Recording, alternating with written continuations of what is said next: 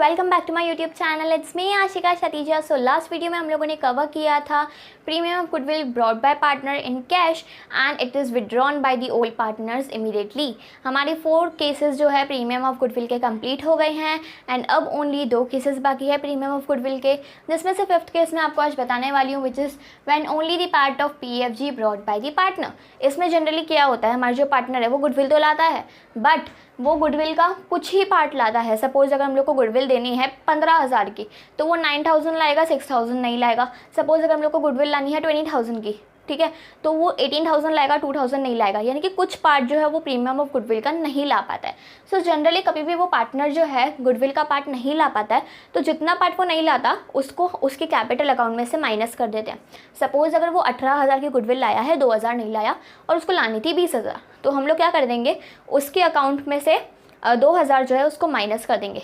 क्या होगी इसकी journal entry, PFG account debit.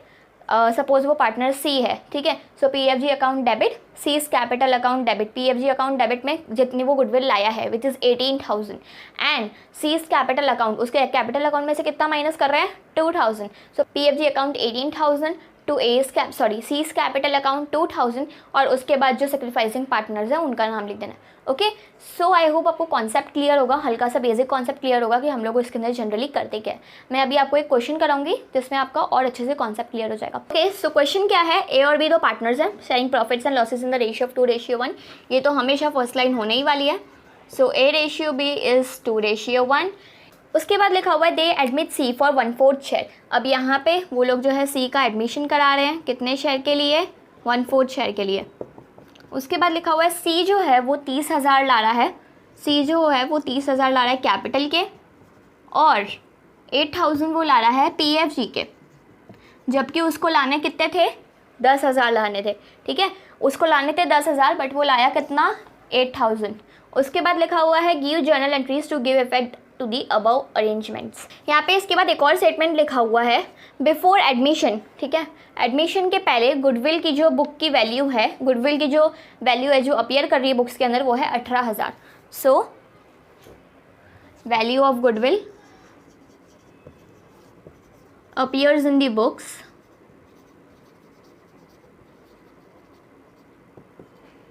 It is 18,000, ठीक है। तो यहाँ पे सबसे पहली चीज़, कभी भी अगर ऐसा होता है कि गुडविल ऑलरेडी हमारे बुक्स के अंदर होती है तो हम लोग क्या करते हैं, उसको राइट ऑफ कर देते हैं। अब राइट ऑफ कैसे करते हैं, उसकी जर्नल एंट्री होती है, जो ओल्ड पार्टनर्स होते हैं उसके अकाउंट को हम लोग कर देते हैं debit to goodwill account. Simple यही एंट्री है। और कौन से रेशियो में होनी चाहिए, ये हमेशा ओल्ड रेशियो में होना चाहिए। क्यों ओल्ड रेशियो में होना चाहिए, क्योंकि ये जो गुडविल है ना वो हमेशा हमारे एडमिशन से पहले होता है और हमारे न्यू रेशियो कब डिसाइड होता है, हम लोग का न्यू रेशियो या तो फिर सेक्रीफाइसिंग रेशियो जब पार्टनर का एडमिशन हो जाता है उसके बाद डिसाइड होता है, ठीक है। सो जो भी गुडविल की वैल्यू होती है वो किस में होनी चाहिए, जो गुडविल की वैल्यू जो अपीयर करती है बुक्स के अंदर उसको हम लोग को अगर राइट ऑफ करना है तो हम लोग हमेशा ओल्ड रेशियो में और ओल्ड पार्टनर्स के बीच में ही डिस्ट्रीब्यूट करेंगे। ओके, सो स्टार्ट करते हैं हमारा सॉल्यूशन। सबसे पहले इस चीज़ को सॉल्व करते हैं। Value of goodwill appears in the books is 18,000। Old partners कौन है हमारे, A और B, तो पहले इन दोनों अकाउंट को हम लोग डेबिट कर देते हैं,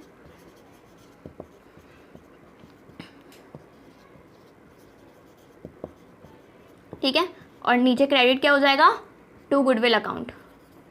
सो टू गुडविल अकाउंट। अब यहाँ पे है अमाउंट 18,000 का। प्रॉफिट शेयरिंग रेशियो ओल्ड देखना है। Okay, so 2:1 is the old profit sharing ratio. 18,000 का 2/3 कर दोगे आप तो हो जाएगा 12,000 एंड 6,000। सिंपल, डन, ठीक है।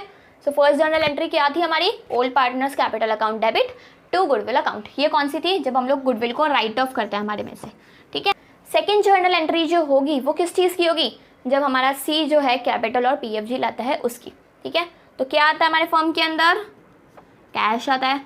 सो कैश अकाउंट डेबिट कौन क्या क्या किस किस के थ्रू आता है, एक तो जो C का कैपिटल होता है उसके थ्रू आता है और जो C जो है PFG लाता है उसके थ्रू आता है, ठीक है। सो C कैपिटल लाया है हमारा 30,000, सो कैपिटल अकाउंट में लिख दो 30,000 एंड वो PFG ला रहा है 8,000। सो टोटल हो जाएगा 38,000 हमारे बिजनेस के अंदर पैसा आ रहा है। ठीक है। यहाँ पे हम लोगों को वो जो 10,000 है उसको कंसिडर नहीं करना है, जितना वो पैसा लाता है। अगर सपोज हम लोग को गुडविल लानी थी 15,000 की, अगर वो पैसा लाता 7,000, तो यहाँ पे हम लोग ओनली 7,000 लिखते हैं, ठीक है। पूरे 15,000 नहीं लिखना है। क्यों? बिकॉज हमारे बिजनेस के अंदर कितना पैसा आया हम लोग को वो लिखना है। बिजनेस के अंदर तो वो 7,000 ही आएगा ना, या तो फिर ये 8,000 ही आएगा ना, पूरे 10,000 तो आए नहीं, जितने 8,000 आए उतना ही अमाउंट लिखना है। ओके, नाउ थर्ड इज जब हम लोग PFG पार्टनर्स के बीच में डिस्ट्रीब्यूट करते हैं, तो जब हम लोग PFG पार्टनर्स के बीच में डिस्ट्रीब्यूट करते हैं तो हम लोग को कैसे करना होता है, ये ध्यान से देखना। PFG जो हम लोग का यूजुअली फॉर्मेट होता ही है, PFG अकाउंट डेबिट। कितनी PFG लाया है वो? 8,000 की, सो 8,000। अब जो रिमेनिंग 2,000 है वो हम लोग कहाँ से लेंगे? पार्टनर्स के कैपिटल अकाउंट में से डेबिट कर देंगे, डेबिट यानी कि माइनस। सो पार्टनर्स के कैपिटल अकाउंट कौन है हमारा पार्टनर? C है, तो C is current account debit. कितने से? 2,000 से, क्योंकि 10,000 लानी थी, 8,000 वो लाया, 2,000 नहीं लाया, ठीक है। उसके करंट अकाउंट में से हम लोगों ने माइनस कर दिया। 2 किसको देंगे हम लोग? A को और B को, ठीक है।